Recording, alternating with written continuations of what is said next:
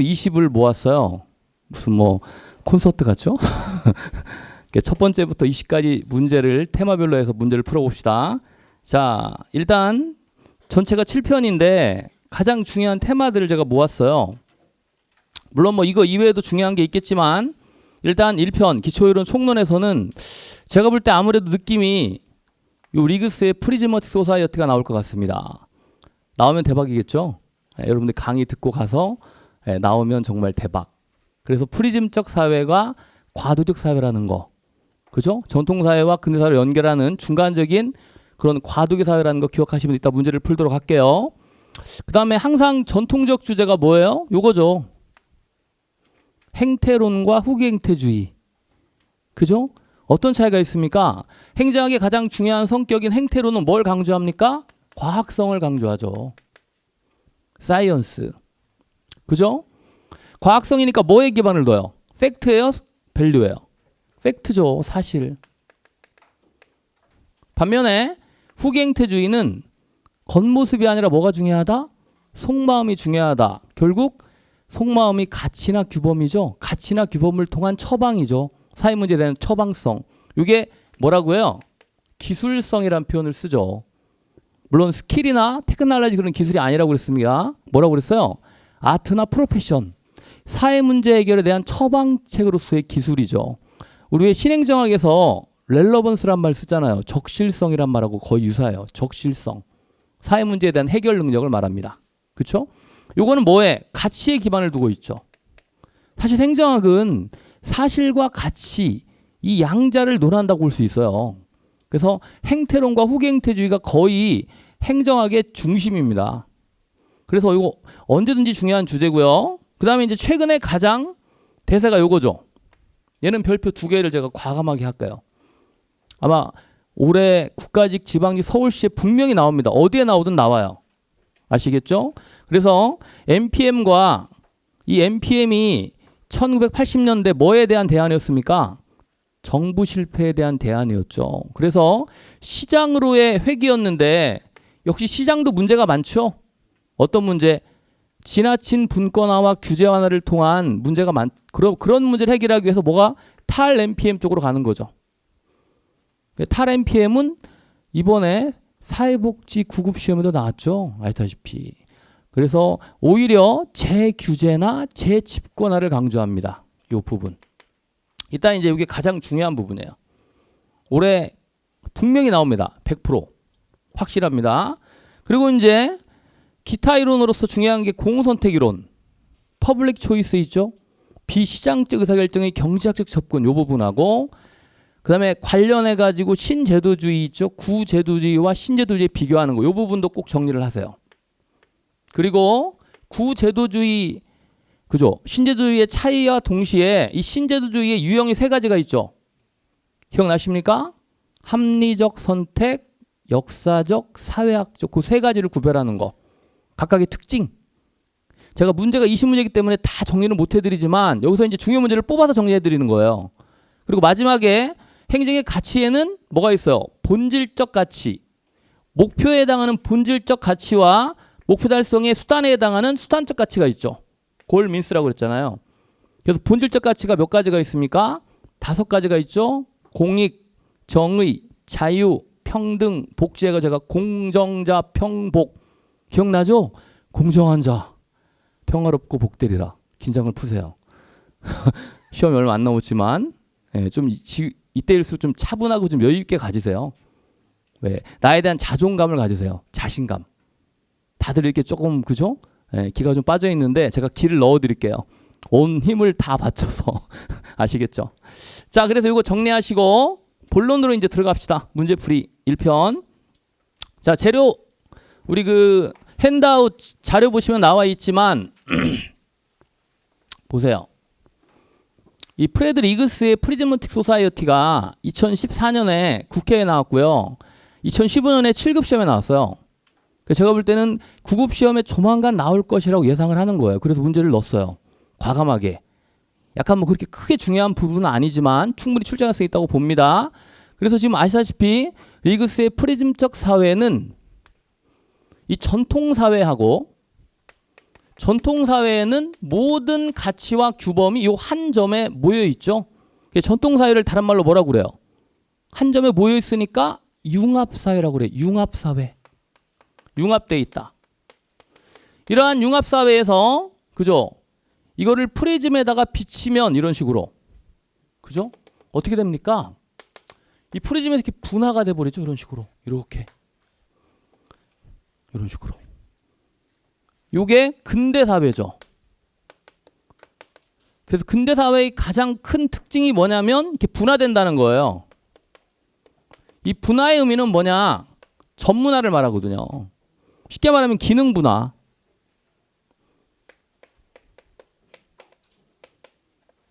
우리가 그 관료제의 특징 중에 하나가 뭐였습니까? 이게 전문화라는 뜻입니다. 전문화.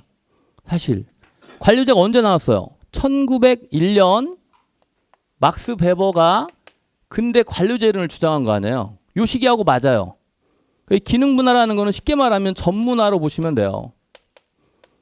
여기에 이제 문제 풀이의 열쇠가 있는 거예요. 지금 보시면 프리즘적 사회의 특징은 여기 있는 중간에 과도기적 사회를 말하거든요. 그래서 예전 거하고 즉 전통 사회의 특징과 현대 사회의 특징, 근대 사회의 특징이 같이 혼재되어 있다는 거죠. 첫 번째가 형식주의와 뭐가 있습니까? 연고우선주의. 요거. 이거는 전통 사회 요소가 아직도 남아 있는 거죠. 혈연이나 지연, 학연. 우리나라도 예를 들면 이러한 프리즘적 사회의 특징이 아직도 남아 있어요. 대부분. 그 얘기는 무슨 얘기입니까? 아직도 우리나라가 선진국으로 가지 못했다는 얘기죠. 그 다음에 두 번째 양초점성이라는 게 있는데 요거는 개념이 중요하다고 그랬죠. 요거는 출제 가능성 여부를 떠나서 개념을 알아두라고 그랬죠. 뭐라고 그랬습니까? 자, 가장 중요한 거는 관료들의 권한이 어떻다고 그랬어요? 형식적으로는 매우 약하다고 그랬죠. 미약하지만 실제적으로는 막대한 것. 실제적으로는 엄청나게 중대한 것. 큰 영향을 미치는 것을 바이포컬리즘, 양초점성이라고 한다는 거죠. 그리고 중요한 거는 가격이 왜 단골 가게 기억나죠? 단골한테는 좀 깎아주고 이방인이 오면 바가지 이런 형태라고 그랬잖아. 프리즘사. 그래서 가격이 확정되어 있는 것이 아니라 불확정적입니다. 이 문제가 기출이 됐었고요. 자, 당연히 이 전문주의의 특징은 어디예요? 근대사회의 특징이겠죠. 이걸 유추하면. 기능 분할을 통한 전문화니까. 그럼 관료제, 막스 베버가 주장한 근대 관료제. 요 특징 5가지 기억나요? 제가 이 정도는 기본적인 틀로 알아주자고 그랬죠. 뭐였습니까? 첫 번째가 문서주의. 기억나요? 우리 송이쌤. 그죠. 문법계 비전. 그거 별로 하는 게 아니라 중요한 거야. 가장 기본적인 틀이야, 여러분들의 무기. 첫 번째가 문서주의, 두 번째가 법규를 중시하죠. 법령이나 규범. 세 번째는 계층제적 조직 구조고, 네 번째는 전문화. 마지막 비정의성. 이거 바꿨죠. 비전. 정에 얽매이지 않는다는 거예요. 비정의성. 저기서 우리가 금방 얘기했듯이 연고 우선주의를 벗어나는 게 비정의성입니다. 공사규범을 철저하는 것이죠. 그리고 마지막에 전문화까지. 이렇게 5가지죠. 문법계 비전. 우리 문법계 해커스의 비전이신 송이쌤. 그죠? 제가 수업 시간에 얘기했죠. 예전에 형구쌤이었는데 어쨌든 뭐 바뀌니까 영어 선생님 바뀌니까 그렇게 정리하시면 답은 1번에 4번이 되겠죠. 그렇게 정리하세요. 그리고 더불어 요 7가지 특징. 자, 대부분 어떻게 갖고 있냐면 전통 요소와 근대 요소가 혼재되어 있다고 보시면 돼요. 그러니까 만약에 다분파, 다규범 이런 거 다 맞죠. 가격이 불확정. 그다음 상향적, 하향 뉴스 체계는 뭐예요? 상향적은 권력형 부패, 하향적은 생계형 부패. 우리가 그 얼마 전에 최순실 사건 아시죠? 그런 거예요, 이게. 그다음 마지막 천민 자본주의. 이것도 아주 우리나라에 뿌리 깊죠. 이걸 뭐라고 할 수 있어요? 다른 말로 정경유착. 정치 권력과 경제 권력이 유착되어 있는 거죠. 이런 내용입니다. 그래서 정답은 말씀드린 대로 4번이에요. 기억하시고요. 자, 2번으로 갑시다. 2번이 제가 말씀드린 대로 NPM과 탈NPM의 문제예요. 자, 2번. 다음 주요 행정이론에 대한 설명으로 가장 옳지 않은 것은, 일단 여러분 아시다시피 기본적인 틀을 정리해드리면 1973년과 78년 두 차례 오일 쇼크와 스태그플레이션에 의해서 뭐가 발생했습니까? 정부 실패가 발생했죠. 이러한 정부 실패에 대한 대안이 두 가지가 있는데 1980년대 대안이 뭐예요? NPM이죠. NPM. 가장 기본적인 틀이죠. 신공공관리론. 이건 어디로 가자는 거예요? 시장으로의 복귀죠. 시장으로의 복귀. 시장. 근데 이러한 NPM에 어떤 한계가 발생했죠. 가장 큰 한계가 뭐예요? 시장이라는 건 이윤만 추구하잖아요. 즉 효율성은 달성할 수 있지만 어떤 문제? 민주성, 인본적인 가치라든가 또는 형평성의 문제를 도외시하는 거예요. 이러한 한계를 극복하고자 나온 것이 1990년대 이른바 정부 실패에 대한 대안으로서의 뉴 거버넌스도 있고요. 협치, 또 뭐가 있습니까? 또 하나가 뭐냐면 NPS가 있죠. 뉴 퍼블릭 서비스, 신공공 서비스. 그래서 이 두 가지는 사실은 이 두 가지 모두 어떤 맥락이냐면 탈NPM이에요. 10개 보면 탈NPM. NPM을 벗어나자 이거죠. NPM의 한계를 극복하자. 그래서 포스트 NPM의 의미입니다. 제가 볼 때는 이 두 가지 뉴 거버넌스뿐만 아니라 NPS도 아주 중요하고요. 그리고 이 탈NPM의 맥락이 뭔지를 여러분들이 알아야 돼요. 이 문제가 바로 이거죠. 자, 옳지 않은 것. 1번. NPM에서는 국민을 납세자 또는 일방적인 서비스 수혜자가 아니라 뭐로 봐요? 커스터머로 보죠. 정부의 고객. 자, 근데 이러한 정부의 고객의 한계가 뭐예요? 고객이라는 의미는 수동적이라는 의미죠. 능동적이지 않고. 자, 1번 질문 맞습니다. 2번 탈신공공 관리론은 포스트죠. 우리 포스트가 또 뭐 있었어요?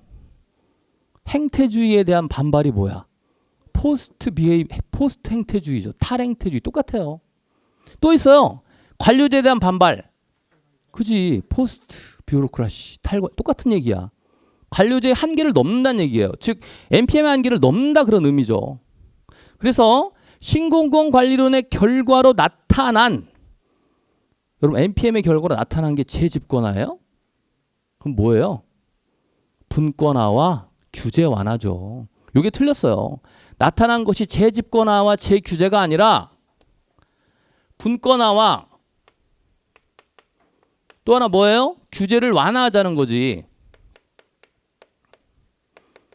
이렇게 권한을 분산시켰죠. 시장에다가. 그러다 보니까 어떤 문제가 생깁니까? 권한과 책임의 분산으로 인한 책임 전가 문제라든지 갈등과 대립의 문제가 발생하죠. 그래서 이러한 문제를 극복하고자 포스트 NPM이 주장하는 게 바로 재집권화, 다시 한번 집권화와 규제를 부분적으로 강화시키자는 거예요. 무조건 완화하자는 게 아니라 특히 어느 부분에 있어서 뭐 사회적 규제 같은 거는 여러분들 완화보다는 아직까지는 강화된다고 그랬잖아요. 규제 합리화 측면에서 이런 부분을 말하는 거예요. 그래서 여러분들 제가 문제만 받으셨죠? 그래서 해설에 보시면 여기 잘 나와 있어요. 해설은 못 받으셨죠? 자료 나중에 올려드릴 거예요. 받았어요? 해설은 주지 말라고 그랬는데. 왜 이렇게 말을 안 들으시지? 끝나고 드려야 되는데. 그럼 이미 다 나와 있는 거네. 그럼 재미가 없잖아. 자, 어쨌든 보세요. NPM은 시장 지향주의로서 규제 완화했잖아요. 근데 지나친 규제 완화는 결국 다시 한번 정부에 대한 재규제가 등장했고요. 이러한 정치적 통제, 정부의 영향력을 강화하자는 거고요. 주요 행정 가치도 아까 말씀드렸죠. NPM은 효율성, 능률성만 강조하거든. 그에 따라 민주성이나 형평성 이런 측면을 강조하는 것이 바로 탈NPM입니다. 특히 여기 나와 있죠. NPS 같은 것. 민주성과 인본주의를 강조하잖아요. 또한 뭐 정부 규모와 기능에서 민영화 민간화를 신중하게 접근하자는 얘기. 더불어 규제 같은 것뿐만 아니라 권력도 예전에는 분권화가 대세였다면 지금은 권력을 다시 집권화. 이건 뭐냐? 무조건 집권하자는 게 아니라 부분에 따라 다르다는 얘기죠. 예를 들면 집분권을 같이 조화롭게 하자는 거야. 어느 부분은 집권화시키고 예를 들면 기술은 집권화시키는 거야. 권력은 분권화시키고 이렇게 집분권화를 조화롭게 하는 거. 분권과 집권의 조화를 추구하는 게 바로 재집권화입니다. 특히 조직 개편에 있어서 여러분 NPM 하면 딱 떠오르는 조직이 뭐예요? 책임운영기관. 왜? 책임운영기관은 기본적으로 정책과 집행을 어떻게 합니까? 분리시킵니까? 통합시킵니까? 왜 이래? 분리시키죠. 그죠? 책임운영기관은 대표적인 NPM적인 개혁 방법이거든요. 1988년 넥스트 스텝에서 받아들인 거 아니야? 영국의 대치 정부 때. 그래서 여기 정책 결정이 있고요. 사실 생략돼 있다고 그랬잖아. 결정이. 여기 집행이 있다면 정책 결정과 집행을 이렇게 분리한다고 그랬죠. 그래서 집행이나 서비스 부분은 어떻게 해요? 어떤 사무의 성격에 따라서 민영화하거나 민간 위탁하거나 책임운영기관에 맡긴다고 그랬잖아. 특히 공공성이 매우 강한 경우, 그럴 경우에는 조직 내부에다가 책임운영기관을 만든다고 그랬죠. 뭐보다? 기업성보다 공공성이 강할 경우. 대표적인 책임운영기관 제가 좋아하는 거 뭐 있었어요? 휴양림관리소 산림청 가고 싶다고 그랬잖아요. 제가. 그거 기억나시죠? 예, 공무원입니다. 당연히. 그러니까 봐봐요. 정책 결정이나 또 뭐 있어요? 기획. 제가 4가지 설명드렸잖아. 또 조정. 마지막 규제 기능은 누가 담당해야 돼? 반드시 정부가 담당해야 돼요. 이걸 뭐라고 그래요? 핵심 기능이라고 하죠. 핵심 기능. 이러한 핵심 기능을 담당하는 정부를 핵심 행정부라고 합니다. 그러니까 절대 지금 이거 중요하죠. 정책 결정이나 기획이나 조정이나 규제는 절대 넘기면 안 돼요. 이거는 반드시 정부가 가져야 될 영역입니다. 이게 곧 어떤 정부야? 작지만 강력한 파워풀한 정부를 말하거든. 이런 정부를 뭐라고 그래요? 신행정 국가라고 하잖아. 규제 국가 개념이죠. 이게 바로. 대신에 집행이나 서비스는 분리시키는 거야. 그래서 공공성이 강하면 책임운영기관을 하든가, 기업성이 조금 강하면 민간 위탁을 하든가, 매우 강하면 아예 민간에 넘겨버리는 민영화를 한다고 그랬죠. 그 개념입니다. 이렇게 책임운영기관 할 것인지 민간 위탁할 것인지를 정하는 방법이 뭐죠? M으로 시작해. 마켓 테스팅이죠. 시장성 조사, 마켓 테스팅. 이게 마켓 테스팅이에요. 이 마켓 테스팅이 나중에 뭐로 바뀌죠? 다 잊어먹었어? 우리 대통령, 존경하는 MB 대통령. 마켓 테스팅이 뭐로 바뀌어? 베스트 밸류로 바뀌죠. 최고 가치 정책으로 96년에. 그런 거 여러분들이 알아두라고 그랬잖아. MB하고 또 뭐 있었어요? CS, 시티즌 차터. 시민원장은 나중에 뭐로 바뀌어? 서비스 퍼스트로 바뀌죠. 서비스 우선 2000년도에. 그래서 제가 MB, CS, 그거는 기억하라. CS라는 건 아주 중요하잖아. 고객 만족. 시티즌 차터가 서비스 퍼스트로 바뀝니다. 6편 행정 활류로 해서 아주 중요한 내용이에요. 변화. 그런 거 정리하면 되겠죠. 이렇게 보세요. 분절화를 시키죠. NPM에서는. 이 분절화의 한계를 극복하는 거야. 왜? 제가 그랬죠. 제4차 산업혁명은 뭐가 대세다? 첫 번째는 초지능이다. 이번에 초지능 관련 문제가 나와요. 웹 3.0. 이따가 19번 문제 보면 나와요. 초지능 관련. 웹 3.0이 초지능입니다. 초지능. 웹 3.0, 4.0. 또 하나가 뭐라고 그랬어요? 가장 중요한 4차 산업혁명의 징표. 초연결이야. 초연결. 그러니까 지금은 분화가 대세가 아니야. 예전에 아까 근대 관료제나 분화가 대세였지. 전문화가 대세. 지금 뭐야? 분화가 아니라 일의 흐름을 통한 통합이 대세야. 통합. 그 통합이 바로 조정이나 연결이거든요. 그러니까 그런 면으로 봐야 돼. 행정학적인 관점은. 당연히 분절화를 끊기는 것을 극복해야 되겠죠. 이건 뭐냐? 연계하자는 거예요. 연결하자는 거죠. 그런 의미에서도 네트워크하고도 연결이 돼요. 거버넌스나. 그래서 가장 키워드가 뭐냐? 재규제, 재집권화, 분절화의 축소입니다. 아시겠죠?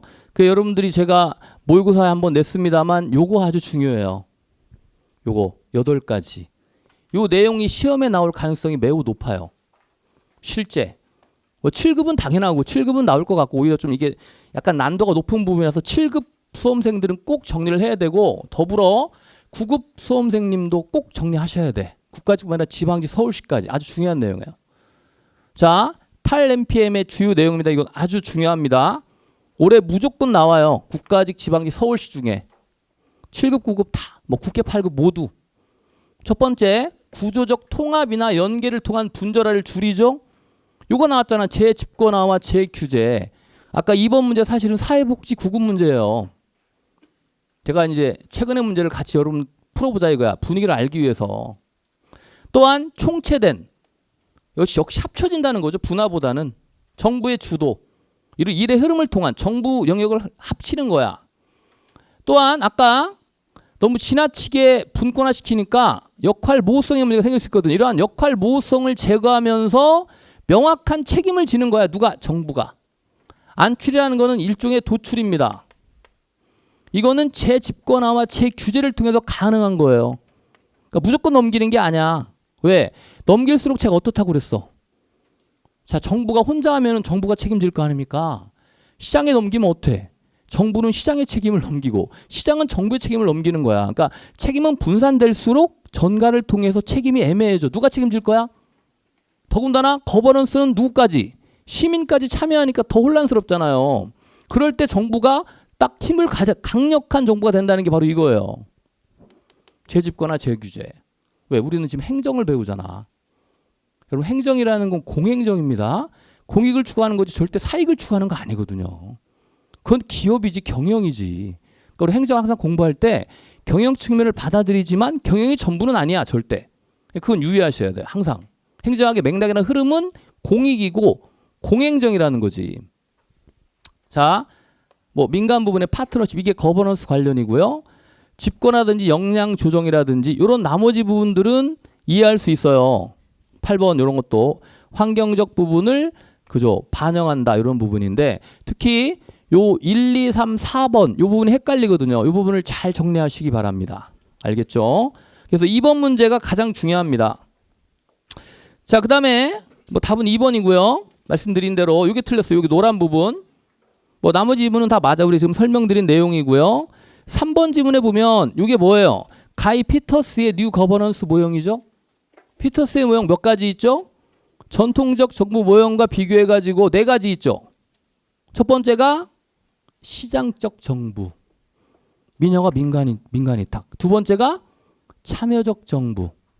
시민 참여. 세 번째가 신축적 정부인데 작년 서울시부터 뭐라고 나오고 있어 지금. 유연으로 이게 신축적 정부를 말합니다. 유연 정부라는 것이. 신축적 정부. 문제가 뭐라고 해요? 정부의. 전통적 정부의 문제가 뭐야? 정부의 영속성이죠. 영속성을 막기 위해서 가상 조직을 반영하잖아. 사이버 조직 같은 거. 그런 것들을 흐름으로 알고 있어야 돼요. 마지막이 뭐야? 탈 내부 규제였는데 작년부터 뭐로 나왔어? 제가 그랬잖아. 통제를 줄이는 거다. 저통제 정부모형으로 나왔죠. 그 4가지. 문제의 원인과 대안을 여러분 정리하셔야 돼. 여기 지문에 나왔잖아요. 신축적 정부모형의 그죠? 대안이 바로 가변적 인사관리. 이게 뭐예요? 고위공무원단. 우리나라 대표적으로 개방령과 공모주기제를 도입했잖아. 개방령 이게. 그 문제입니다. 아시겠죠? 자, 4번 질문에 나왔죠. MPS. 저기 있죠. 탈 MPM의 맥락에서 MPS는 뭐야? 자, 로잉에서 스티어링으로 가자는 게 이 MPM의 특징이죠. 요 MPM. MPM은 뭐예요? 노젓기에서 어디로 가? 방향 잡기로 간다는 거 아니야. 스티어링. 근데 현대의 불확실한 행정에서 방향 잡기가 어렵거나 또는 실패할 가능성이 매우 높다는 거죠. 그래서 어떻게 하자? 차라리 그럴 바에는 실패할 바에는 시민에게 따뜻하게 봉사나 하자는 게 바로 MPS예요. 시민에게 봉사를. 인간 본연의 정신, 인본주의로 가자는 거죠. 가장 중요한 건 민주주의고. 네, 그런 맥락이에요. 자, 3번 이거 정리해 보시고요. 규제 문제가 나올 것 같고요. 3번에. 그다음에 규제에서 여러분들이 이제 아시겠지만 규제 대상으로 볼 때 다음과 같이 세 가지가 있어요. 요거죠. 규제 개혁의 3단계하고 규제 대상에 따른 분류. 요것도 아주 유력합니다. 규제 부분이 중요한데 최근에 이게 논점이거든요. 그래서 일단 규제 개혁의 3단계도 한번 정리해 보세요. 어떻게 첫 번째는 양적인 규제 완화예요. 우리가 얘기하는 규제 완화는 총량이잖아. 양. 어렵지 않아요. 첫 번째는 양을 줄이자. 규제 총량제 같은 거 100개면 80개로 줄이는 거예요. 환경 관련 규제가 100개다 그러면 80개로 줄이는 게 양적 규제, 그걸 규제 완화라고 하고, 두 번째는 질이죠. 질. 규제의 뭘 관리한다? 품질을 관리한다. 양보다 질이죠. 질적 규제입니다. 그래서 규제 영향 분석을 실시하는 거예요. 규제 영향 분석은 규제가 사회에 미치는 영향을 판단하는 거예요. 임팩트를. 긍정 영향과 부정적 영향이 있겠죠. 세 번째가 규제 관리인데 이거는 뭐야? 규제에 대한 전반적인 체계적인 관리를 말하죠. 거시적 측면이에요. 체계적이니까 규제의 전반적인 부분을 다 관리하는 거예요. 이렇게 3단계 이것도 시험에 나올 수 있어. 첫 번째가 뭐예요? 규제 완화. 두 번째가 규제 품질 관리. 세 번째가 규제 관리예요. 또한 제가 볼 때는 이게 더 중요한데 규제 대상에 따른 유형이 있어. 대상. 물론 케이스로 나올 수 있고요. 이 기출문제처럼. 첫 번째가 수단인데 규제의 목표가 아니라 방법이니까 기술이나 행위를 강조하는 거예요. 그리고 두 번째가 성과 규제인데 성과라는 거는 결과 아닙니까? 그럼 뭐랑 관련돼요? 효과성이죠. 제가 효과성을 뭐라고 그랬어? 목표 달성도 했죠. 목표 달성도. 그러니까 요거는 목표를 딱 정하고 이 달성 수준을 그죠?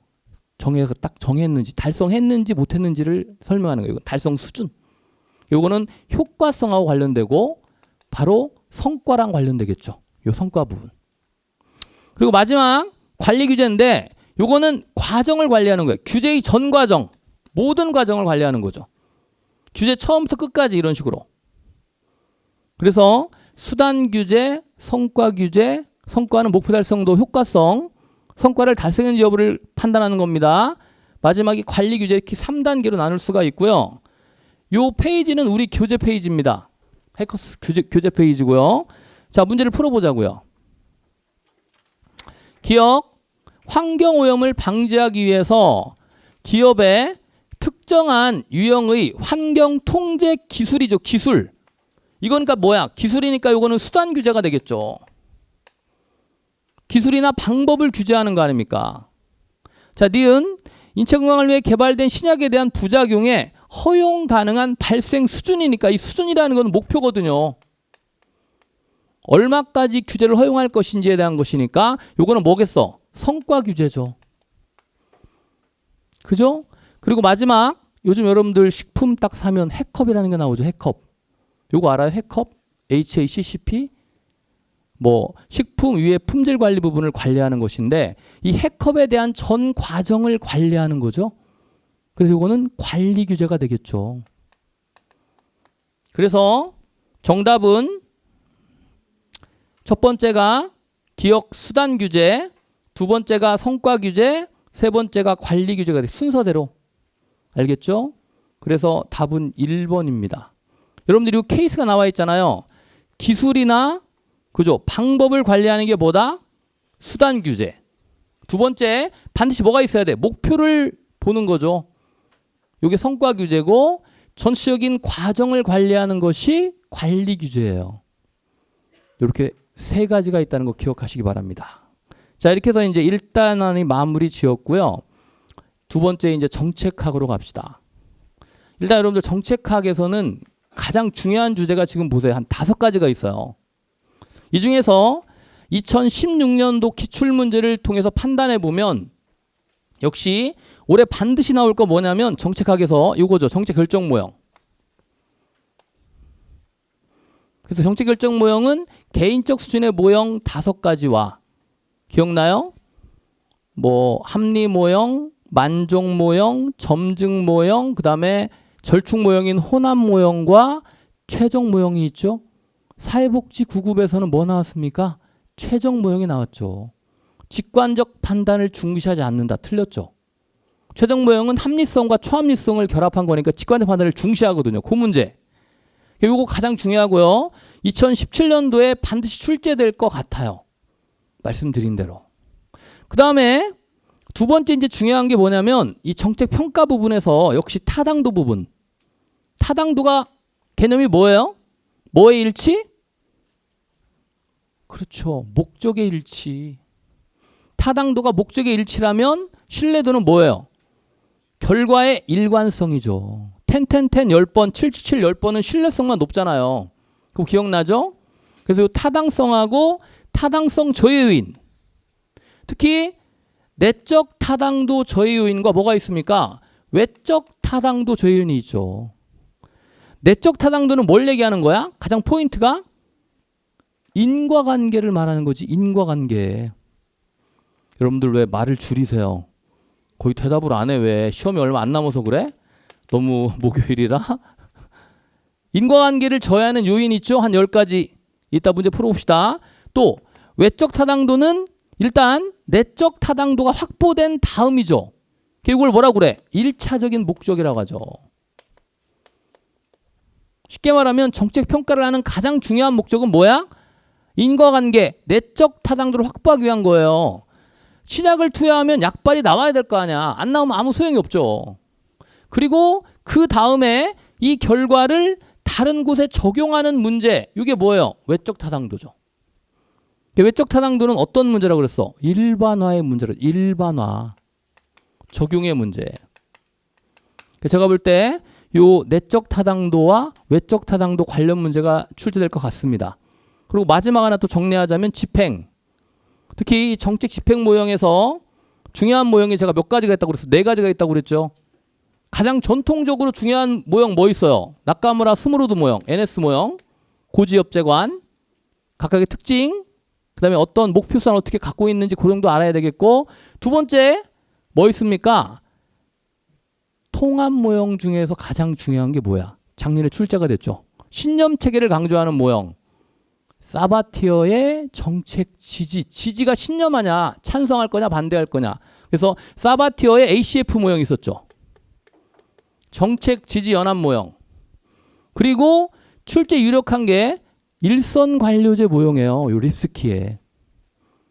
일선 관료제 모형이 올해 나올 것 같습니다. 왜? 요거 작년에 나왔잖아. 2016년에. 그리고 또 하나 이제 뭐가 있습니까? 피터 홀이 주장한 정책 패러다임 변동 모형 있죠. 요런 것들. 이렇게 4가지가 중요한데 이 나카무라 스무르드 모형은 전통적으로 중요한 주제고 제가 볼 때는 일선 관료제 모형이 최근에 출제가 많이 돼요. 여기저기. 특히 이제 일선 관료제 모형에서 이따 문제 풀면 나오겠지만 일선 관료들의 그죠 업무 환경과 뭐를 구별해야 돼? 업무 관행, 업무 행태를 구별해야 되겠죠. 그게 이제 중요합니다. 자, 그 밖에 뭐 가장 기본적인 정책 유형 뭐 있어요? 제가 기본 세트 기억나죠? 첫 번째, 국가의 자원을 배분하는 배분 정책. 배분했더니 갭이 생기네? 다시 배분배하는 거 재분배. 또 현대 실행국가의 가장 중요한 정책인 규제라고 그랬잖아. 규제. 이 3가지가 기본 세트예요. 그러니까 배분, 재분배, 규제는 기본적으로 갖춰야 할 정책이에요. 기타는 뭐라고 그랬어? 옵션. 로이의 옵션이 뭐예요? 구성정책 같은 거. 구성정책은 정부 조직의 신설이나 변경입니다. 또 알몬드와 포엘의 옵션이 2개였지. 뭐였어요? 배추가 아니라 상추. 상징과 추출고 기억나. 그렇게 정리하시는 거죠. 막판이니까.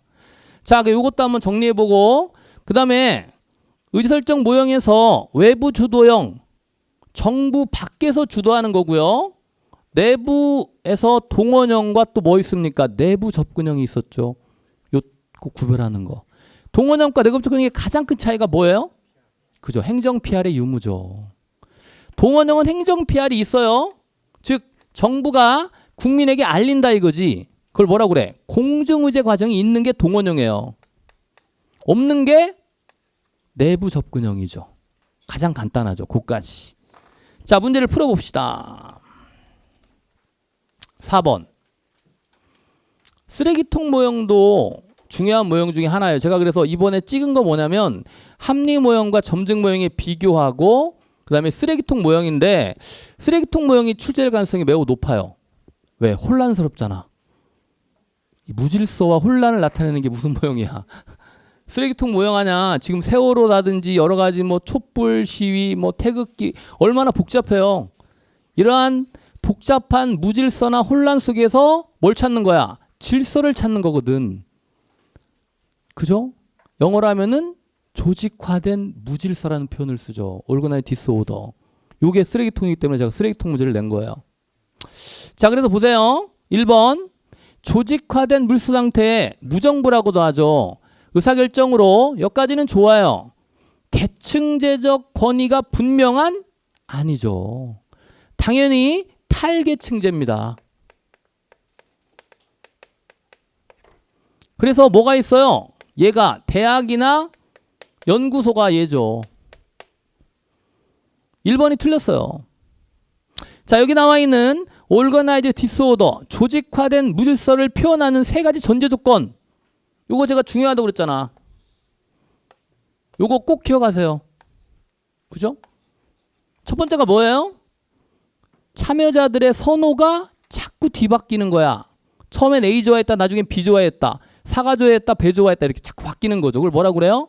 1번, 문제성 있는 선호. 두 문자만 딱 땄게요. 두 번째, 인과관계가 있어 없어요? 없죠. 그걸 뭐라고 그래? 불확실한 기술이라고 그래. 이 기술은 인과관계를 말하는 원인과 결과관계. 두 번째, 불확실한 기술. 이 기술이라는 거는 인과관계를 말한다고. 인과관계가 없다는 얘기는 무슨 얘기냐? 쓰레기통 모형에 네 가지 구성 요소가 있죠. 이게 쓰레기통이라면. 첫 번째가 문제의 흐름. 두 번째가 해결책의 흐름. 세 번째가 선택 기회, 마지막이 참여자의 흐름이에요. 그죠? 물론 작년에 요거 나왔죠. 어디에서? 서울시 구급시험에 나왔잖아. 문해 선수로 나왔어. 선수야? 참여자가 아니라 뭐로 나왔지? 수혜자. 수혜자는 제가 뭐라고 그랬어요? 규제 정책을 하면 규제에 따라 이익을 보는 사람이 수혜자고 손해를 보는 사람이 희생자라고 그랬잖아. 그때 정책 대상 집단이 수혜자거든요. 여기는 뭐야? 참여자야, 참여자. 이 선호도 참여자의 선호예요. 이 네 가지 구성 요소, 네 가지 흐름이 인과관계가 없다는 얘기야. 그 얘기는 다른 말로 하면 뭐야? 독립적이라는 얘기죠. 독립적. 이렇게. 독립적. 그래서 기억하시고요. 세 번째가 참여자가 수시로 바뀌죠. 그걸 뭐라고 그래요? 일시적 참여자. 이렇게 세 가지입니다. 세 가지니까 나오기 쉽잖아요. 다음 중 쓰레기통 모형의 세 가지 전제 조건으로 볼 수 없는 것. 여러분 문제라는 거는 어렵게만 나오는 게 아니야. 쉬운 문제 나오면 빨리 풀고 넘어가는 거, 시간 줄이는 것도 중요하거든요. 이런 것들 명확하게 여러분 알아두시기 바랍니다. 자, 이러한 네 가지 흐름이 우연히 만날 때 결정이 이루어진다고 봤고요. 혼란 상태에 이루어진 결정으로서 보통 양태가 짐 빼기 결정, 막 기다리는 거죠. 버티는 거죠. 아니면 날치기 통과, 이런 게 가능해요. 짐 빼기 결정이나 날치기 통과. 자, 이거는 뭐 얘기하는 거야? 4번은 저 문제성 있는 선호를 말하는 거죠. 선호가 불명확하다. 자꾸 뒤바뀌고. 자, 그래서 정답은 1번입니다. 아시겠죠? 자, 5번으로 갑시다. 일선관료제 모형인데 여기도 정리할 게 딱 있어요. 옳지 않은 것인데 일단 일선관료는 시민들과 직접 대면하면서, 이게 면대면이죠. 페이스 투 페이스. 얼굴을 맞대고 근무하는 데스크에 있는 공무원들, 주무관들을 말합니다. 예를 들면 뭐 법원에 가면 1심 법원 판사, 지방법원 판사도 있고, 경찰서에 가면 순경, 학교에 가면 선생님들, 관공서에 가면 데스크에 앉아있는 주무관들이죠. 그분들이 바로 일선관료입니다. 자, 일선관료들은 서비스의 초과 수요로 인해서 과중한 업무 부담을 가지죠. 그런데 더욱더 큰 문제가 뭐냐면 일선 관료들은 모호하고 대립적인 기대들이 존재하는 업무 환경인데 이 업무 환경을 크게 세 가지로 구분을 하죠. 이거 여러분들이 정리해야 되겠죠. 첫 번째가 뭐예요? 자원이 어때요? 충분해요? 부족해요? 부족하죠. 첫 번째가 불충분한 자원이고 두 번째가 뭐예요? 민원인들이 관료들에 대한 권위에 도전하죠. 이게 권위에 대한 위협과 도전이고 그렇기 때문에 관료들이 목표가 모호해지면서 객관적인 평가 기준이 부재하게 돼. 이걸 뭐라고 하냐면 모호하고 대립적인 기대라고 그래요. 세 가지야. 첫 번째는 불충분한 자원. 두 번째는 권위에 대한 위협과 도전. 세 번째는 모호하고 대립적인 기대죠. 이러한 요 세 가지가 업무 환경이고 원래 재량을 보유하고 있는데도 불구하고 이러한 업무 환경 때문에 결국은 어떻게 합니까? 업무 행태가 업무 관행이 일선 관료들이 서비스를 어떻게 정형화, 단순화, 관례화 시켜버리죠. 요거랑 구별해야 돼요.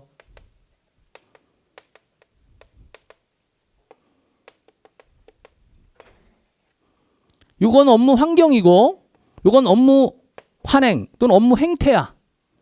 관행, 업무 행태. 요거 구별하셔야 되겠죠, 분명히. 그래서 정답은 뭐 말씀드린 대로 4번이에요. 일선 관료들은 기계적인 업무보다는 직접 얼굴을 맞대고 하니까 인간적 측면의 업무가 많습니다. 인허가 관련 부분. 그리고 재량권이 부족하지 않죠. 재량권은 갖고 있지만 이러한 업무 환경 때문에 결국 부족해지는 거고 그래서 업무가 지연될 수 있죠. 그래서 대기 시간을 길게 하거나 일종의 급행료 같은 걸 받는단 말이야. 그게 이 정형화, 표준화, 단순화의 예입니다. 자, 요거 정리하시고 6번으로 갑시다. 아까 제가 얘기했죠. 내적 타당도와 외적 타당도 저요인. 물론 이거 문제도 중요하지만 여러분 정리해야 돼요. 지금 시험이 얼마 안 남았으니까. 타당도의 유형이 몇 가지가 있죠? 네 가지가 있죠. 제가 이거 얘기했죠. 구통 내외 편지를 9통 정도 보내라고 그랬잖아. 내외로. 사랑하는 사람에게 그 사람이 마음을 열 것이다. 스토리를 만들어 드린 거야. 일부러 잊어먹지 않게.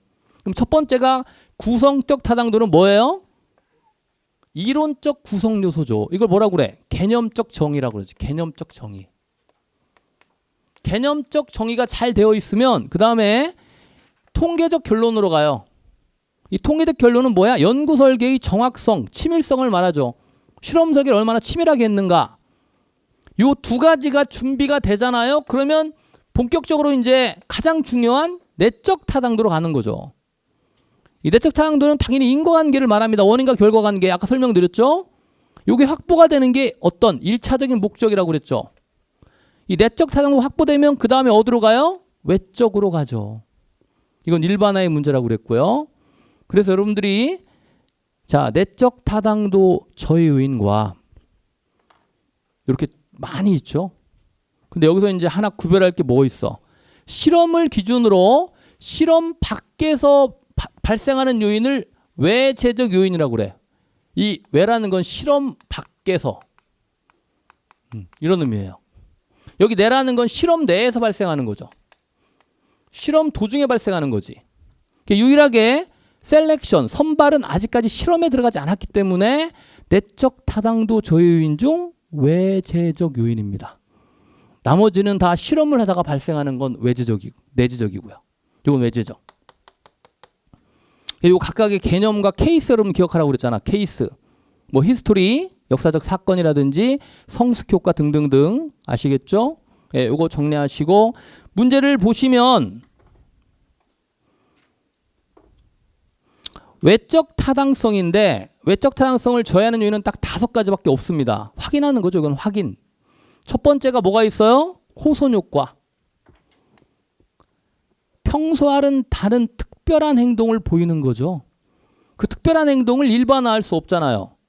자, 중요한 거는 뭐냐? 외적 타당도는 반드시 일반화하고 연결이 돼요. 보시면 여기 5가지인데 표본의 비대표성도 대표성이 없을 때 일반화하면 안 되죠. 일반화라는 건 적용의 문제거든. 적용의 문제. 이 표본의 비대표성은 40대를 모집단으로 하는데 표본을 50대로 잡으면 안 된다는 거. 그지 그런 거죠. 또는 호손 효과, 평소와는 다른 효과고요. 다수적 처리라는 건 이 처리가 바로 조작이죠. 여러 번의 조작을 하게 되면 표본이 왜곡됩니다. 왜곡된 표본의 결과를 모집단에 적용하면 안 된다는 문제예요. 항상 일반화의 문제야. 자, 실험 조작은 요 처리하고 조작이 같은 거예요. 매니플레이션. 실험을 처리하는 거지. 조작.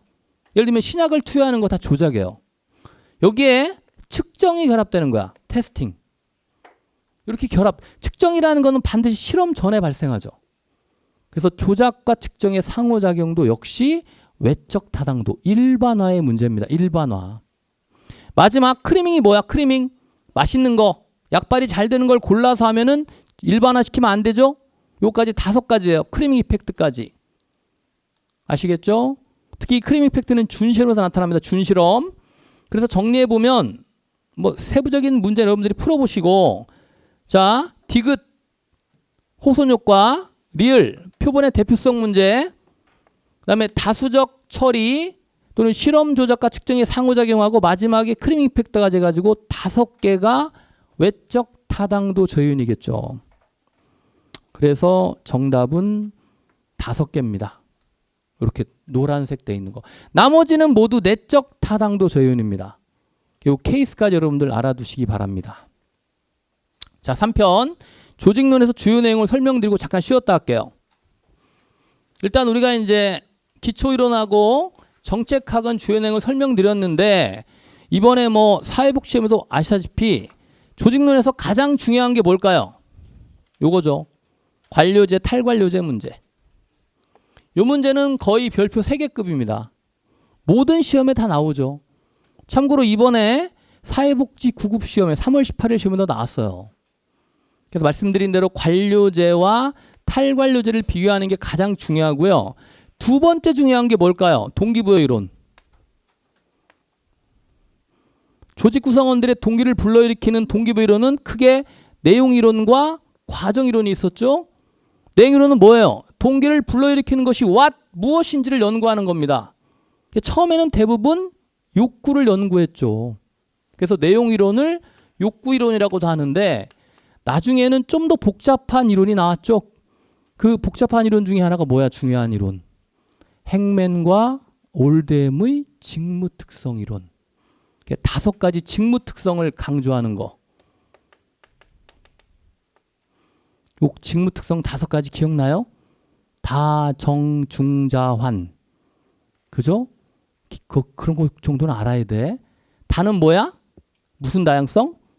기술 다양성이잖아. 기술 다양성. 기술의 종류와 수. 정은 직무 정체성입니다. 직무 정체성이 의미하는 바가 뭐라고 그랬어요? 피니시, 완성도라고 그랬지. 마무리. 중요성은 다, 정, 중 할 때 중요성은 삶에 미치는 영향, 파급 효과. 그런 거 정리해야 돼. 가장 기본적인 내용이야. 기출되었죠? 자율성은 뭐랑 관련돼? 자, 책임감하고 관련돼. 자율과 책임. 마지막은 그죠. 환류는 성과를 제고하는 거지. 성과. 그렇게 5가지야. 다, 정, 중, 자, 환. 그래서 그죠. 직무 특성 요소를 여러분들이 정리하시면 되겠고, 그 다음에 과정 이론도 이건 뭐예요? 동기를 불러일으키는 어떻게, how, 어떤 과정을 통해서 동기가 부여돼. 이걸 설명하는 이론이죠. 그리고 세 번째 중요한 게 이제 거시조직 이론이에요. 조직과 환경과의 관계를 다루는 건 별표 1개죠. 그래서 결정론인지 임의론인지 개별 조직 수준인지 조직군 수준인지 그 거시조직 이론 표가 있잖아. 그 표를 여러분들이 정리하세요. 문제화시키진 않았습니다. 그 다음에 할 게 뭐냐? 조직 구조에서 기본 변수가 있고 상황 변수가 있죠. 여러분 기본 변수가 뭐예요? 복잡, 공식, 집권이잖아. 이 수직적 계층제의 기본 변수가 복잡, 공식, 집권, 복공집이잖아요. 그래서 복공집이 높을수록 계층제고 낮을수록 이렇게 되는 거지. 탈계층제가 되는 거죠. 그리고 조직 구조의 기본 변수에 영향을 미치는 상황 변수가 있죠. 상황 변수가 X입니다. 상황 변수. 그래서 중요한 상황 변수가 몇 가지가 있었어요. 규모, 기술, 환경, 최근에 또 뭐까지? 전략까지 있었지, 전략. 그래서 보세요. 이 상황 변수가 바뀔 때 기본 변수가 어떻게 바뀌는지, 복잡해지든지 공식적인지 요걸 여러분들이 정리하셔야 돼요. 그래서 잠깐 쉬었다가 요 마지막에 리더십 이론도 중요합니다. 최근에 여기 보니까 이게 보이네. 리더십. 왜 그래요? 작년도 행정학회 세미나 주제가 리더십이었거든. 특히 대통령의 리더십이었습니다. 지금 여러분들 대통령 부재이신 거 아시죠? 네, 그러니까 중요합니다. 요거 문제를 풀 거예요. 리더십에서 가장 중요한 게 뭐라고 그랬지? 변혁적 리더십.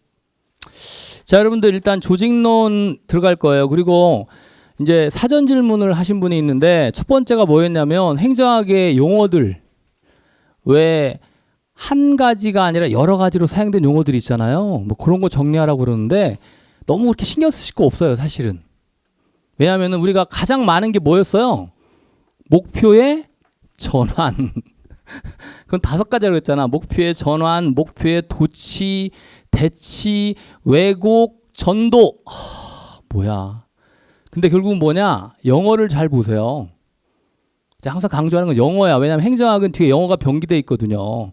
그러니까 목표의 전환의 영어가 뭐예요? displacement야. displacement of goal. 뒤바뀐 거죠. displacement. 그러니까 영어를 잘 보세요. 항상. 이거는 뭐 번역하기 나름이니까 교수님이. 왜 작년에 보세요. 저통제 정부란 말이 처음 나왔잖아요. 그건 뭐야? 탈내부제 정부를 다르게 표현한 거야. 그걸 우리가 뭐 다 정리하기는 좀 힘들고 대신에 뭐가 있냐면 항상 뒤에 영어가 나와요. 이게 목표의 전환이거든요. displacement of goal. 그죠? 이런 것도 있죠. 효율성. 효율성이 뒤에 영어가 뭐가 돼 있는지에 따라 달라. 만약에 뒤에 영어가 efficiency로 돼 있다. 그럼 이거 뭐예요? 능률성이거든요. 요거는 능률성. 그래서 질문하신 분, 사전 질문하신 분, 용어 정리는 뒤에 영어 병기된 걸 잘 보시면 됩니다. 그건 뭐, 그리고 너무 그렇게 지나치게 신경 쓸 필요는 없어요. 용어 정리에 대한 거는. 그러니까 반복하면서 계속 학습하시면 되겠고, 그걸 뭐 따로 별도로 정리할 필요는 없어요. 또 하나가 이제 뭐냐면 재무행정에서 대변, 차변에 들어가는 게 뭐가 있느냐. 그거 제가 이따가 재무행정 할 때 간략하게 설명을 드릴게요. 그거 어떻게 우리 암기했죠? 자산 공시로 했잖아. 자산은 부채 플러스 자본. 그죠? 대차대표에서. 거기는 다 증가잖아. 플러스니까. 그리고 반대편에 마이너스를 하면 되는데 그거까지 제가 설명을 드릴게요. 시간이 되면. 그리고 제가 기본 강의나 심화 때 말씀드린 건데 확인해 보시고요. 질문하신 분들. 자, 본론으로 갑시다. 7번. 제가 볼 때는 요 문제가 나올 것 같아. 지금 제가 계속 2년 동안 계속 뜸들이고 있는 문제 중에 하나인데 페로우의 그죠? 기술 모형이죠. 페로우는 기술 유형에서 이렇게 분류하고 있죠. 첫 번째는 과업의 다양성. 이 과업의 다양성은 예외 이수를 말합니다. 예외는 더 쉽게 얘기하면 불량품. 두 번째는 문제의 분석 가능성이죠. 문제의 분석 가능성이라는 건 정보가 명확한지 불명확한지인데 정보의 그죠? 분석 가능성이 낮다는 얘기는 질적 정보란 얘기고요. 분석 가능성이 높다는 얘기는 양적, 계량적 정보란 얘기죠. 그래서 가장 이제 기본이 되는 게 뭐냐면 기계적 구조에 적합한 기술이 뭐예요? 일상적 기술이죠. 항상 우리가 조직 구조로는 양축이 뭐야? 기계적 구조가 한 축이고 또 한 축이 이쪽이 뭐가 있어요? 유기적 구조가 있잖아요. 그리고 중간에 그죠? 조직 유형이 있죠. 요거 사회복지직에 나왔잖아요. 제가 누누이 얘기했던 뭐예요? 기사매수네. 여기가 기능구조. 택시기사를 제가 매수했다고 그랬잖아. 사업구조, 매트릭스, 수평구조, 네트워크죠. 사회복지직 문제는 이쪽으로 할수록 수직적이고 이쪽은 수평적이겠죠. 당연히. 그렇지 않습니까? 플랫한. 이 순서를 바르게 나열한 것인데 다만 기능구조의 가장 전형적인 모습이 뭐야? 관료제 아니야? 관료제, 계층제. 이걸 기능구조가 아니라 관료제라고 나왔죠. 그래서 관료제, 사업 구조, 기사, 매트릭스, 수평 구조, 네트워크까지. 기억나죠? 사업 구조의 가장 포인트는 뭐였죠? 자, 사업 구조 각각 하나씩 떼어도 자기 완결적 조직이라는 그게 포인트예요. 사업 구조는. 그다음 매트릭스는 기능 구조와 사업 구조의 뒤에 나와 문제. 화학적 결합이라는 거. 그다음 수평 구조는 포인트가 뭐예요? 이 수평적인 팀에다가 뭘 배치했다? 핵심 업무를 배치했다는 거. 핵심 업무가 포인트고요. 이 핵심 업무 과정에다가 옆에다가 기타 업무를 네트워크로 연결하면 이렇게 연결하면 이게 바로 뭐야? 네트워크 조직이 되는 거죠. 이렇게 5가지 각각의 특징, 장단점 정리하세요. 알겠죠? 중요합니다. 그래서 지금 보시면 페로우의 기술 모형이 가장 중요한데 일상적 기술이 기계적 구조에 적합하다면 비일상적 기술, 예를 들면 우주 항공산업, 핵연료 추진장치 같은 건데 유기적 구조에 적합하죠. 이렇게. 그래서 사실은 앞으로 제가 볼 때는 21세기가 정보화 사회 아닙니까? 정보의 문제하고요. 하이테크, 하이터치의 사회. 이게 중요하거든. 그래서 비일상적 기술은 예외가 많으니까 정보도 많아야 돼. 다량의 질적 정보니까 풍성한 정보와 하이테크와 동시에 하이터치, 고기술, 고감성까지 갖는 기술이거든요. 이 부분이 나올 가능성이 매우 높아요. 제가 찍어가지고 강의를 하는 거야. 딱. 이런 기술을 뭐라고 한다? 비일상적 기술이라고 한다. 비일상적 기술이 시험에 나올 가능성이 가장 높습니다. 나머지는 정리하시고 알겠죠? 자, 그래서 정답은 3번이죠. 이 부분. 하이테크, 하이터치라는 거는 21세기에서 나이스비치의 책 메가트렌드라는 책에 보면 21세기 정보화 사회를 하이테크, 하이터치의 사회라고 합니다. 그 하이테크, 하이터치 사회에 가장 적합한 기술이 뭐다? 비일상적 기술이라는 거죠. 나머지 정리하시고요. 시간 관계상. 자, 넘어갑니다. 매트릭스 금방 얘기했죠. 매트릭스는 일단 기능 구조와 사업 구조의 화학적 결합이죠. 만약에 이걸 물리적으로 하면 틀려. 물리적 결합하면 틀리죠. 그 다음 자, 기능 구조가 이렇게 돼 있고요. 수직적. 사업 구조가 수평적인. 자, 조직 체계가 이원적이죠. 그래서 제가 대사관 조직 얘기했잖아요. 대사관 조직의 기능 구조는 외교관이고 사업 조직이 주무관들이 따로 있다. 분야별로. 업무 분야별로. FTA 하면 농업 FTA 주무관들. 농림부 그죠. 공무원들이 가 있는 거죠. 이렇게 이원적 조직 체계 때문에 일사불란한 명령치가 이루어지지 않습니다. 그래서 단점이 뭐야? 매트릭스의 단점? 원만한 인간관계 형성이 어렵다는 거. 그런 거 기억하세요.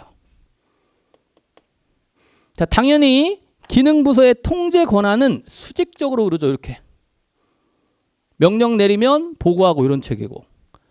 수평 구조는 자, 사업 구조는 수평으로 흐르죠. 이렇게 옆으로. 이런 식으로. 이건 사업 구조. 기능 구조는 수직 맞죠? 자, 리을번. 기능 부서는 강조하는 게 전문성이죠. 기능별로 전문성을 강조해요. 기능별로. 사업 부서는 특수한 업무에 대한 신속한 대응성이죠. 그래서 기능 부서의 전문성과 사업 부서의 신속한 대응성이 결합된 것입니다. 그래서 모두 맞아요. 기억, 니은, 디귿, 리을.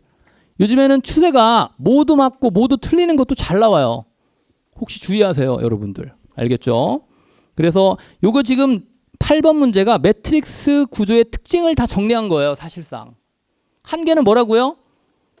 원만한 인과관계 형성이 어렵다. 왜? 이원적 명령체계, 이원적 조직체계 때문에. 그래서 이렇게 틀렸고요. 답은 4번입니다. 자, 8번. 변혁적 리더십인데 말씀드린 대로 리더십 분야가 아주 중요하고요. 여러분들 지금도 리더십의 부재를 겪고 있잖아요. 여러 분야에서 특히 대통령의 부재 이런 부분들. 그러다 보니까 시사적으로 리더십이 아주 중요한 문제고요. 변혁적 리더십의 특징이 아닌 것인데 일단 변혁적 리더십에서 가장 중요한 거는 뭐예요? 구성 요소. 요 정도는 정리해야 되겠죠. 이것도 시험에 잘 나오죠. 가장 기본적으로. 첫 번째가 뭐였죠? 카리스마적 리더십. 카리스마 리더십에서는 가장 중요한 특징이 뭐였지? 그쵸.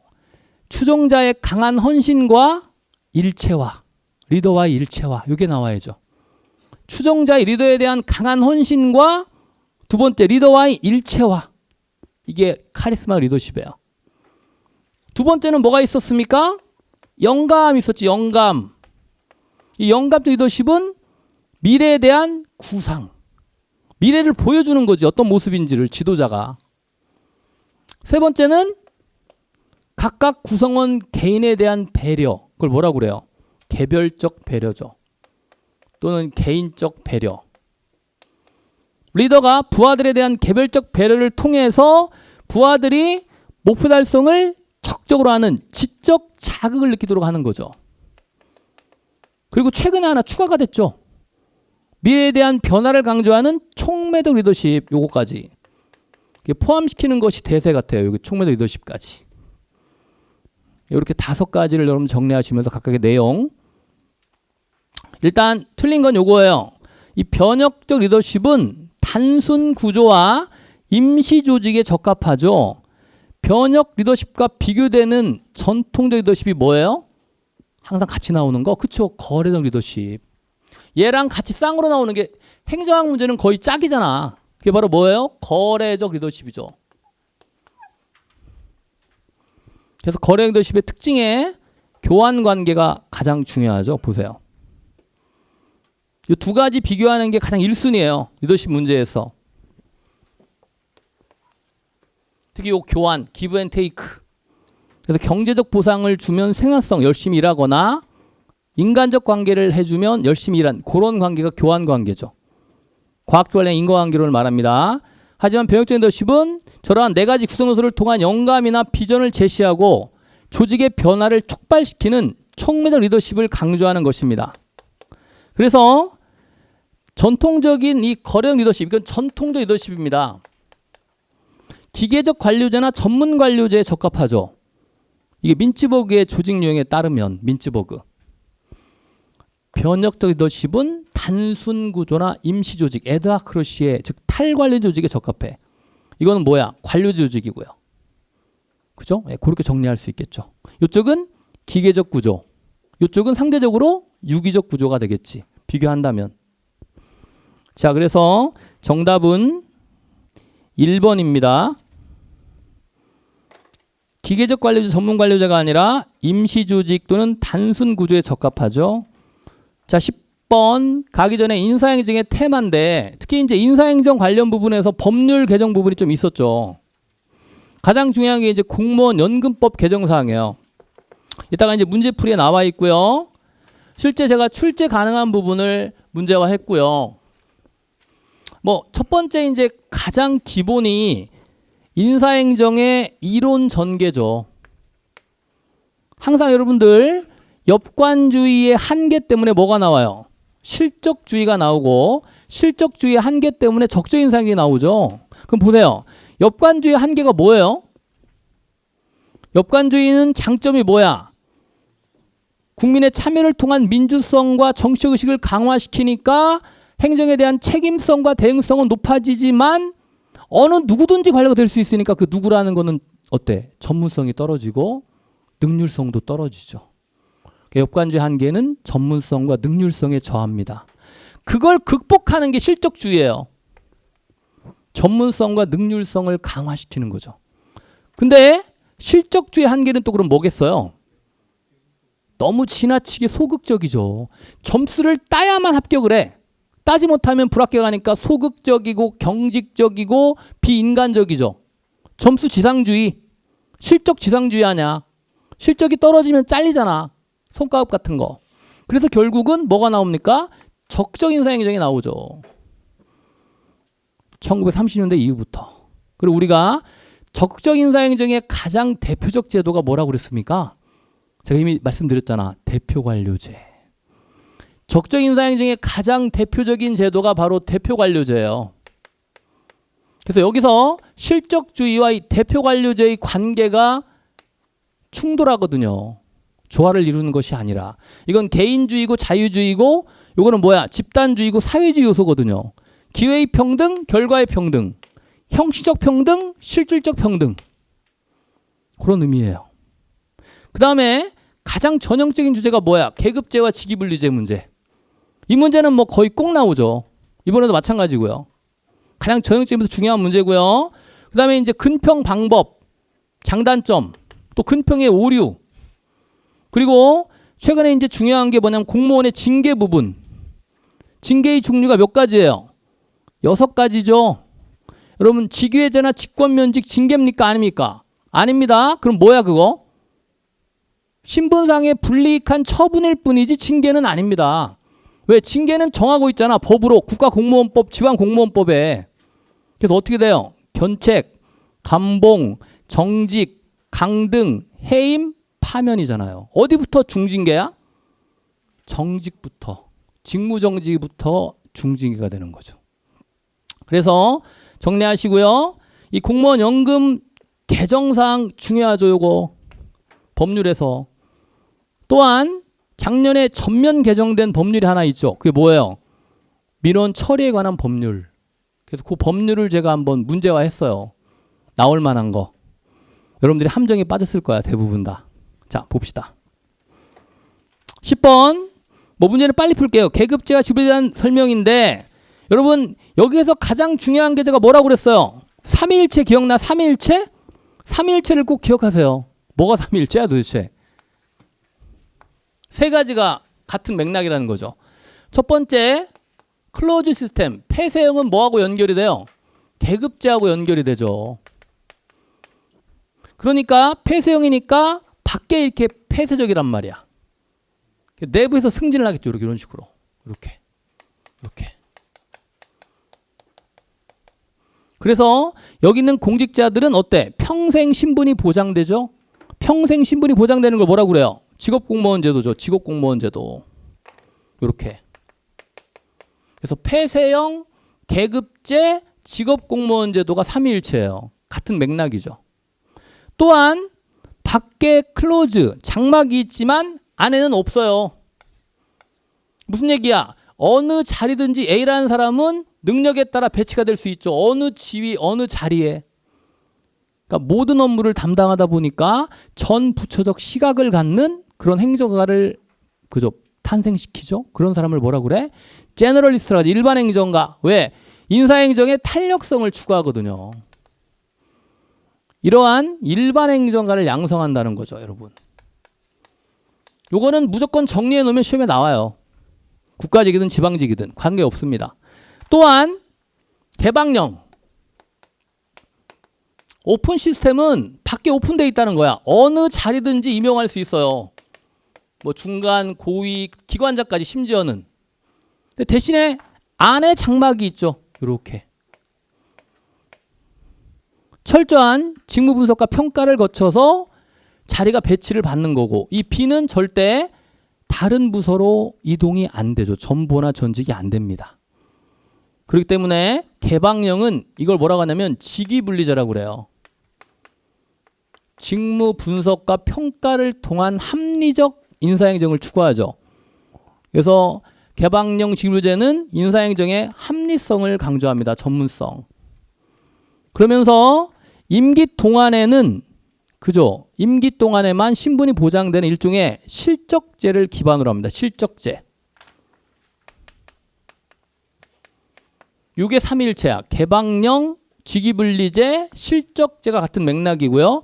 그러다 보니까 이 B라는 사람은 만약에 기획팀 배치가 되면은 기획팀원부터 팀장, 또 기획이사, 뭐 기획본부장 이렇게 기획 업무만 전념하는 거야. 평생을.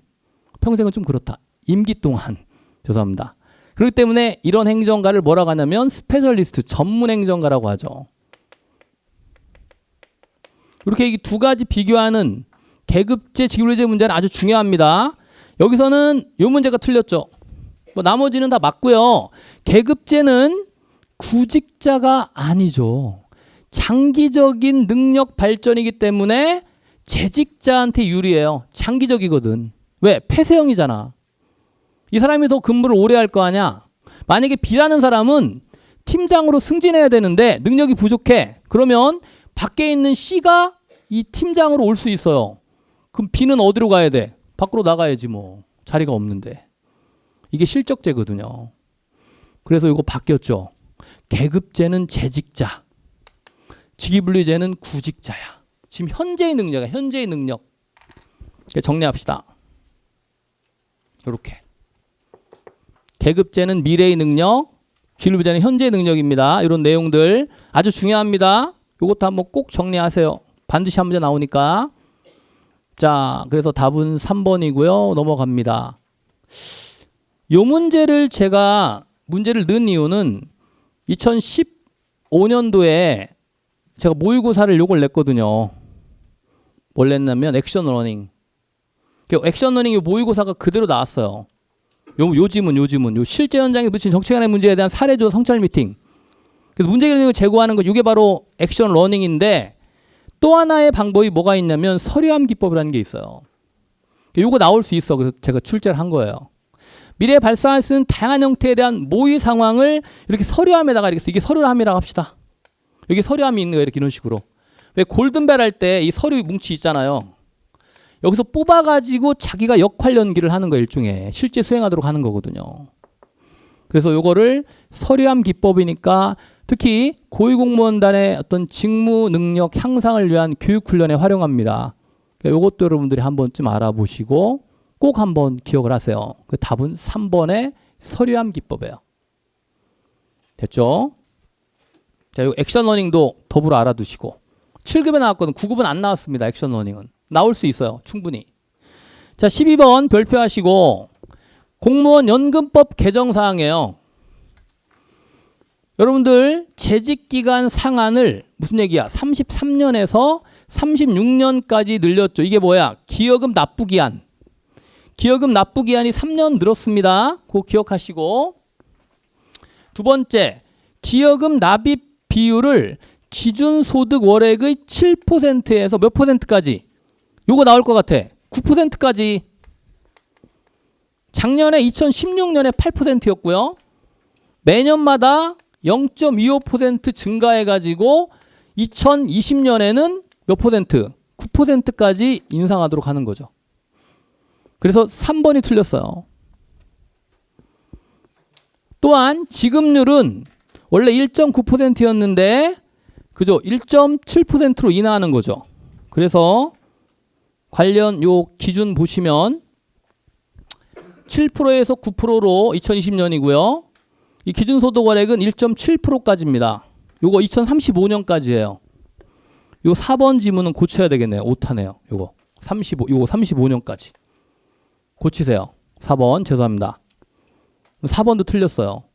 3번 4번이야 답. 근데 4번은 35년까지 고치세요. 그래서 답을 3번으로 합시다. 요건 2020년까지고 물론 이게 나오지 않겠지만 연도가 기여율은 9%까지 2020년까지고요. 지급률은 1.7%까지 단계적으로 인하는 35년에 최종 확정됩니다. 지급 개시 연령은 2033년부터 무조건 만 65세. 퇴직 연금은 70%에서 60%로 낮춥니다. 유증요금 지급률은. 기여금 납부 기한은 30년으로 늘리고 3년 늘렸죠. 기여금이 뭐예요? 공무원의 보수 중에서 일정 비율을 연금으로 납부하는 게 기여금이거든요. 퇴직 수당은 민간에 39%까지 하도록 하고요. 기존 수급자 연금액을 예전에 물가에 연동해서 올렸는데 물가가 올라가면 올렸는데 지금은 5년이니까 2010년부터 5년 동안 20년까지 동결시켰어요. 이런 내용들. 근데 가장 중요한 게 이런 내용이죠. 기여율이나 지급률. 여기 나올 수 있으니까 여러분들이 한번 정리를 하시기 바랍니다. 이것도. 제가 이 부분은 법령특강 때 좀 더 자세히 해드렸어요. 그거 참고하시고 법령특강. 자, 그래서 답은 3번이고요. 13번 요거요. 이게 뭐냐면 예전에 민원 사무 처리에 관한 법률이 뭐로 바뀌었어요? 민원 처리에 관한 법률로 바뀌었죠. 그래서 내용으로 옳지 않은 것인데 자 1번 행정기관의 장은 이게 복합민원 뭐예요? 일괄 처리의 원칙이죠. 복합민원 일괄 처리의 원칙. 민원을 한꺼번에 처리한 이게 일괄이죠. 일괄.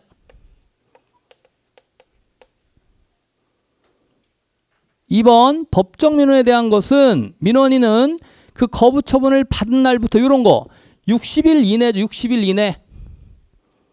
이의 신청할 수 있어. 이의 신청 기간 60일. 이거 맞습니다. 그 민원 처리에 관한 법률 제가 정리해 드린 걸 다 보세요. 나올 수 있어. 충분히. 3번 이게 신설 조항이에요. 행정기관의 장은 민원인이 동일한 내용의 민원, 법정 민원 물론 제외합니다. 정당한 사유 없이 3회 이상 반복 제출한 경우에는 이게 틀렸죠.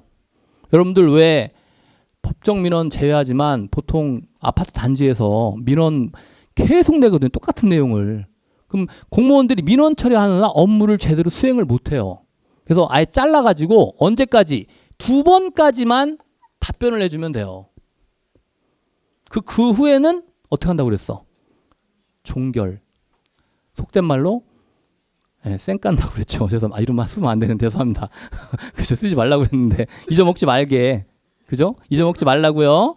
속된 말로 종결 처리합니다. 그죠? 종결 처리한다는 거죠. 속된 말 쓰시면 안 되고. 자, 4번에 행정기관의 장은 민원을 신속 처리하고 민원에 대한 안내와 상담의 편의를 제공하기 위해서 민원실을 자, 이것도 중요하죠. 설치할 수 있다야. 만약 이게 설치해야 한다 그러면 틀려요. 해야 한다 아닙니다.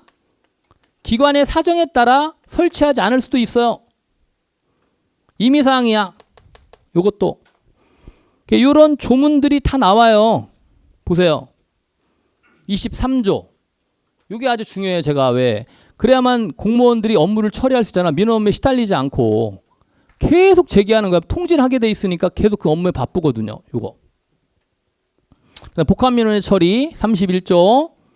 그다음 35조 거부는 처분한 이의 신청 며칠 60일. 민원실의 설치는 임의 규정이다. 이런 거 정리하시기 바랍니다. 그 이외에도 관련 조문 제가 법령 특강할 때 설명드린 내용을 꼭 여러분들이 정리하세요. 반드시 이거 나올 수 있어요. 민원 처리에 관한 법률. 자, 그다음에 이제 재무행정인데 재무행정도 한 2문제에서 3문제 정도가 출제가 되고요. 일단 재무행정에서 가장 출제 가능성이 높은 분야가 요 예산 제도죠. 그래서 가장 기본이 뭐예요? LIBS, PBS, PPBS, GBB의 흐름이고요. 각 예산제도의 특징과 장단점. LIBS는 뭘 강조하는 거예요? 통제. PBS는 관리죠. 퍼포먼스니까. PPBS는 기획 또는 계획. GBB는 감축이죠. 이것도 실제 시험에 나왔고요. 이걸 뭐라고 그래요? 예산제도의 지향점이라고 하지. 지향점. 지향점을 다른 말로 정향이라고 그래. 정해진 방향, 정향. 그죠? 정향. 기본적인 지향점. 여기에 이제 하나가 더 들어가죠. 90년대 주민 참여 예산제도. 당연히 참여가 되겠지. 그 흐름은 통제, 관리, 기획, 감축, 참여 이렇게. 이게 흐름이에요. 예산제도의 기능 또는 정향의 흐름. 그 다음 이제 두 번째 중요한 게 예산 과정이에요. 그래서 각 예산 과정별로 예산 편성, 특히 편성과 심의 과정은 완벽하게 정리하라고 그랬고요. 집행하고 결산 과정도 여러분들이 알아두면 좋겠죠. 편성, 심의는 완벽하게 정리하고 지문에 잘 나오거든요. 그렇죠? 그리고 이제 또 하나 중요한 게 뭐야? 예산의 원칙과 그 예외죠. 특히 전통적 원칙과 그 예외는 아주 중요합니다. 그래서 전통적 원칙 몇 가지? 8가지. 통, 사, 정한, 명단, 공포. 포괄성은 완전성의 원칙이죠. 더 중요한 거는 이러한 원칙의 예외까지. 그죠? 요 예외. 이거는 한 문제 반드시 나와. 국가직 지방직 서울시에서. 국가직에 나올 수도 있고요. 작년에 2문제 나왔죠. 국가직 지방직. 꼭 나오니까 정리하시고요. 자, 각각의 개념 정리하시면서 뭐 시간 관계상 제가 설명은 약하기로 하고 문제를 풀면서 한번 정리를 해봅시다. 자, 일단 예산 통일성의 원칙은 통일성 자체가 개념이 뭐예요? 모든 예산은 어디로 들어가야 돼? 국고로 들어가야지. 국고 통일성이지. 국고. 이 통일은 국고. 근데 여기서 국고는 뭘 얘기하느냐? 협의의 예산인 일반회계라고 그랬죠. 일반회계가 아닌 특별회계, 기금, 또 가장 중요한 게 뭐야? 목적세. 목적세가 시험에 가장 잘 나와요. 예외 중에서. 마지막 하나가 뭐지? 수입 대체 경비. 제 특기가 목수라고 그랬잖아. 특기 목수 기억나시죠? 이런 거 여러분들 꼭 암기하는 게 아니라 그냥 흐름을 통해서 여러분들이 스토리텔링으로 이해를 하세요. 수업 시간에 강조해 드린 대로. 자, 그래서 여기 목적세가 들어가야 되는데 목적세가 여기 들어가 있네요. 목적세는 유일하게 통일성의 원칙의 예외입니다. 유일하게. 다른 원칙의 예외는 없어요. 자, 두 번째, 예산 사전 의결. 이때 사라는 게 뭐야? 일사자인데 여기서 일이 뭐라고 그랬어요? 집행이라고 그랬지. 집행. 그러니까 예산은 집행 전에, 그죠? 사전이니까 집행 전에 반드시 국회 의결을 거쳐야 돼요. 그래서 국회 의결을 거치는 거와 예외를 각각 구별해 정리하면 됐죠. 그럼 기억나요? 첫 번째가 뭐가 있어? 이용하고 전용. 두 번째, 명시이월이냐 사고이월. 뒤에 거는 예외야. 앞에 거는 원칙 지켜지는 거고. 또 세 번째는 계속비와 예비비, 예비비 지출. 마지막은 가예산과 준예산. 이렇게 정리하자고 그랬죠. 그 네 가지. 자, 기타 긴급 재정명령 처분하고 선결 처분권은 마찬가지고 대통령과 지자체 장애, 의회 또는 국회 의결 전에 하는 거니까. 자, 예산 단일성의 원칙은 뭐예요? 뭐가 단일해야 돼? 예산의 구조가 단일해야죠. 회계 구조를 말합니다.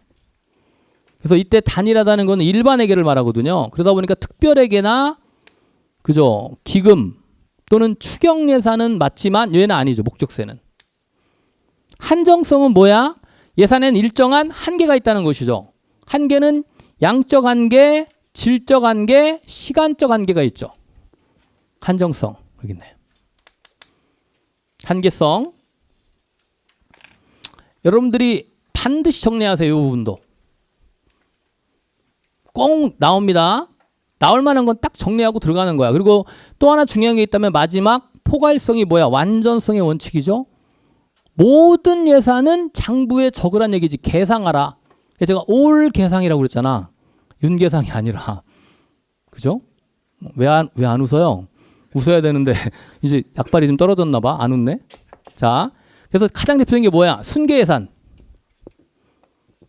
순계예산은 총계예산에서 뭘 뺀 거야? 필요경비를 빼고 계상하니까 빼면 안 되잖아. 필요경비, 조세를 거둘 때 들어가는 인건비, 물건비를 말하는 국세청 직원 임금 그런 것들. 자, 그 다음에 기금. 기금은 예산에 들어가지 않잖아요. 그 다음 수입 대체경비. 수입 대체경비는 뭐라고 그랬어? 수입을 예상하고 정부가 지출한 경비입니다. 대표적으로 여권 발급 경비나 여러분들 5,000원 냈죠? 시험 응시 수수료. 그런 것들이 수입 대체 경비예요. 그래서 장부에 적지 않고 관세에서 일상 경비로 사용하거든요. 여기 수입 대체 경비, 현물 출자, 전대 차관 이 세 가지는 어디 규정돼 있어? 국가재정법에 규정돼 있어요.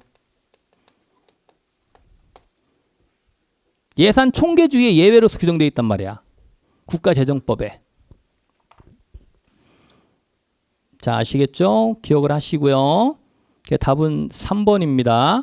15번에 이제 예산의 개념인데 예산의 종류에서 수정예산 이건 뭐야? 예산 성립 전에 바꾸는 거죠. 추경예산은 성립 후에 바꾸는 거고요. 그렇지만 가예산은 어때요? 지금 현재 시행 중인 건 아니죠. 이게 틀렸죠. 현행제도는 바로 준예산이죠. 이게 예산의 종류입니다. 예산의 성립시 예산과 불성립시 예산. 성립시에는 본예산하고 성립 전에 바꾸는 거 뭐라고 그래? 수정예산. 성립 후에 바꾸는 거 추가 격리예산이 있죠. 그리고 불성립시 예산이 뭐가 있어요? 가예산, 준예산, 잠정예산이 있죠. 가예산 우리나라에 편성 몇 번 됐어? 6번. 49년부터 55년까지 54년만 제외하고 6번 다 됐어요. 그때가 이승만 정부 때. 제가 그랬잖아요. 이승만 대통령께서 계속 가예산 편성했다고요.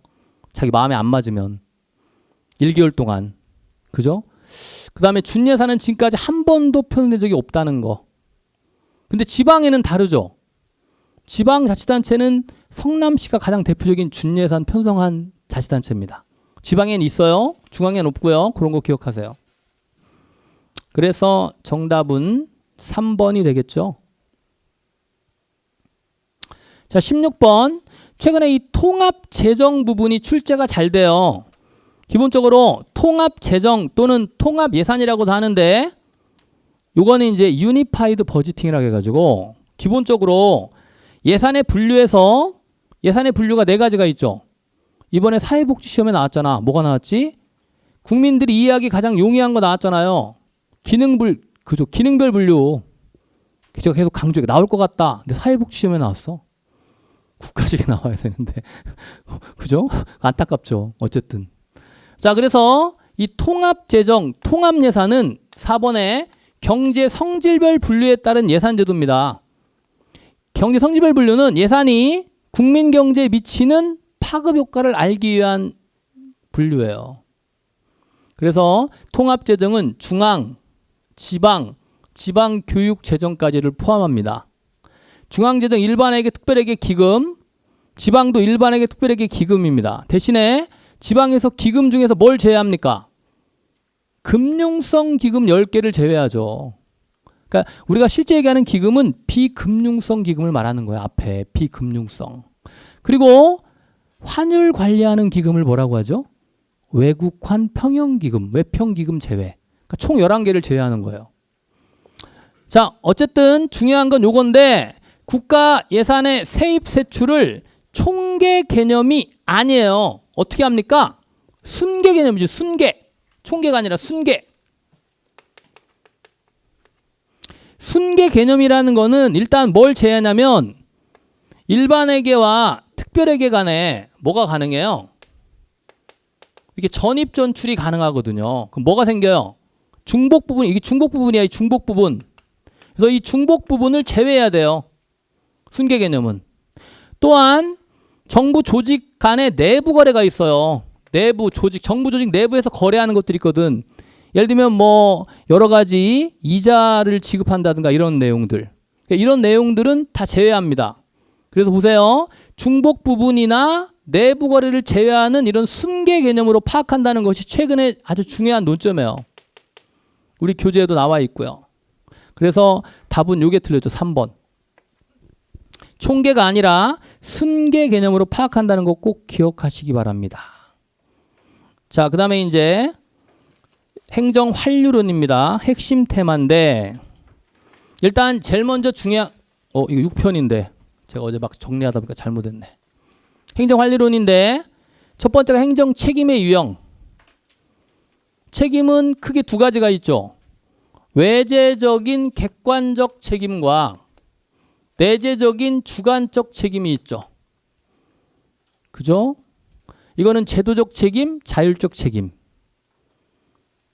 통제는 이게 중요한데 뭐 기본적으로 한두 문제는 꼭 나옵니다. 길버트의 모형이죠. 내부인지 외부인지 공식인지 비공식인지 그거죠. 그리고 이제 최근에 아주 대세가 이거죠. 정보화 행정. 특히 전자정부 문제뿐만 아니라 최근에 이제 정부 3.0이 대세였는데 1.2, 3.0 이번에 사회복지 구급시험에서 웹 1.0, 2.0, 3.0 이런 게 4.0까지 있거든요. 이 문제가 나와가지고 제가 문제를 한번 재구성했습니다. 그리고 스마트 정부라는 것도 중요하고요. 스마트 정부는 어떤 정부야? 사후 문제 해결보다는 사전 예방적인 정부라고 그랬죠. 오스본과 게블러의 기업가적 정부에 나오는 몇 번째? 8번째. 예견적 정부하고 동일한 예견적 정부. 기억나요? 이거 예견적 정부. 사후 문제 해결보다는 사전 예방을 강조하는 정부입니다. 그게 현재 박근혜 정부. 박근혜 정부가 아니죠. 박근혜 정부가 주장했던 스마트 정부예요. 자, 문제를 봅시다. 일단 가장 전형적인 문제예요. 행정 통제 유형이 나오는데 내부 공식적 통제. 내부라는 거는 정부가 기준이죠. 정부가 인이고요. 정부 밖에 아웃입니다. 이때 정부는 행정부를 말해요. 공식이라는 거는 정형화 표준화 정도죠. 정형화 표준화가 높을수록 공식적이죠. 낮으면 비공식. 그래서 공식적인 걸 찾으면 내부 국민권익위원회. 국민권익위원회는 우리나라의 뭐야? 옴부즈만이죠. 옴부즈만. 우리나라 옴부즈만. 그 다음 감사원, 대통령 직속, 대통령에 의한 통제, 그리고 마지막에 행정 각 부처에 의한 통제가 이렇게 네 가지가 있죠.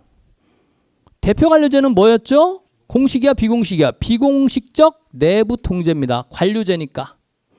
그래서 정답은 기역, 디귿, 리을, 치읓 해가지고 4개죠. 꼭 정리하세요. 뭐 아주 쉬우면서 문제가 나오니까. 자, 18번인데 여러분들이 좀 어려울 수 있는데 지문 되게 길죠. 그래서 가장 중요한 건 제가 여러분들 해설해 보시면 이게 나와 있죠. 잘 보여요?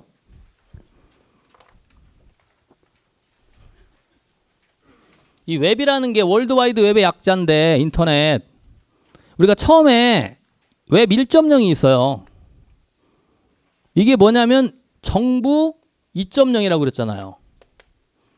정부 1.0은 웹이 없거든요. 그냥 면대면이거든. 1.0은. 그래서 일반적인 웹으로서 정보의 연결을 강조해요. 웹사이트 같은 거죠. 그런데 웹 2.0으로 가면 소셜 웹 SNS 같은 거예요. 소셜 네트워크. 그러면서 사람끼리 연결을 강조하죠. 그러다가 웹 3.0으로 가면 시멘틱 웹이라고 해서 지식을 연결합니다. 난리지. 여러 가지 뭐 인공지능이나 우리 여러분들 왜 얼마 전에 바둑 그죠? 그 기억나시죠? 이세돌 구단 그 했던 그런 것들 얘기하는 인공지능. 이게 바로 초지능하고 초지능. 그렇죠? 그 다음에 아직까지 구현이 안 됐지만 웹 4.0을 논의해요. 이걸 뭐라고 하냐면 유비쿼터스 웹이라고 합니다. 인텔리전스까지 나갔죠. 인텔리전스. 그래서 언제 어디서나 서비스를 받을 수 있는 월드와이드 웹을 말하거든요. 이게 완성체죠, 사실은. 그래서 기본적으로 뭐 지문에 나와 있습니다만 자, 웹 1.0 맞아요. 정보 연관성을 중시한 하이퍼링크 자체입니다. 인터넷으로 유튜브나 페이스북 같은 거, 위키피디아, 위키백과 같은 걸 말하는 거죠. 그 다음에 2단계는 웹 2.0인데 사회적, 소셜 웹이죠. 여러분들 자주 하는 뭐 카톡, SNS 같은 거, 블로그 지금 하고 있죠. 그러다가 3단계로 가면 시멘틱 웹이라는 게 나오는데 지능형 웹을 말해요. 알파고처럼. 그죠? 나중에는 이게 초지능이거든. 초지능. 인간보다 더 논리적 추론이 뛰어난 그죠? 알파고 같은 지능형 웹이 나오거든. 그게 바로 웹 3.0 시멘틱 웹이라고 하죠. 그리고 웹 4.0은 그죠? 유비쿼터스 웹인데 요 뒷부분이 틀렸어요. 사실은 요 사물 인터넷이라는 거는 웹 3.0을 통해서 구현이 되는 거예요. 사물과 사물을 연결하는 거거든요. 그래서 이 뒷부분은 웹 4.0이 아니라 3.0에서 사물 인터넷 기반 기술이라는 게 나옵니다. 보세요. 정리되어 있는 거 보시면 여기 있죠. 여기 웹 3.0에서 인공지능이라든지 사물 인터넷 부분이 나오죠. 이 내용을 여러분들이 제가 참고하시면서 한번 정리를 하고 들어가세요. 아직 좀 생소한 부분이지만 여러분들이 보시면 알 거예요. 저보다도 잘할 것 같아요. 여러분 이런 부분 분야들은.